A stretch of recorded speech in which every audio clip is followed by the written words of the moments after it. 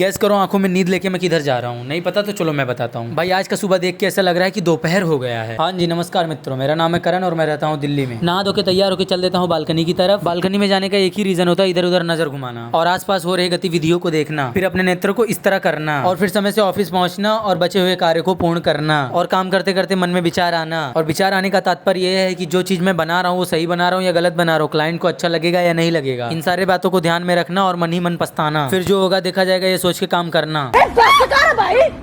और जल्दी से मोबाइल स्क्रीन चेक करता हूँ तो देखता हूँ 2:18 हो गए और मैं अभी तक घर नहीं गया खाना खाने के लिए। 18 मिनट लेट होने का कारण यह है कि मैं एक टेम्पलेट डिजाइन कर रहा था। फिर जल्दी से लाइट्स को ऑफ करके मैं चल देता हूँ घर खाना खाने के लिए और जल्दी से घर पहुंच के मैं गैस पे रख देता हूँ कुछ बनने के लिए। आप सभी अनुमान लगा के बताइए मैं क्या बना रहा हूँ। मुझे याद आता है कि 2 मिनट की मैगी थोड़ी है जो बन के रेडी हो जाएगी, इसलिए चल देता हूँ आराम करने के लिए जब तक बन रहा है। फिर भाई लगने लग जाती है अपने को गर्मी और गर्मी से राहत पाने के लिए तुरंत कर देता हूँ फैन को ऑन, सुकून से बैठ के राहत वाली सांसें लेता हूँ। फिर अपने आप को बाहुबली का पापा समझ के उठा लेता हूँ दोनों उंगलियों से बोतल। उतने में मेरी सिट्टी पिट्टी गुल हो जाती है। भाई पेन इतना तेज होने लग जाता है कि क्या बताऊं। आपके मन में एक ही विचार आता होगा साला ओवर एक्टिंग कर रहा है, तो जाहिर सी बात है सोचने वाली क्या बात है भाई, ओवर एक्टिंग ही तो कर रहा था मैं।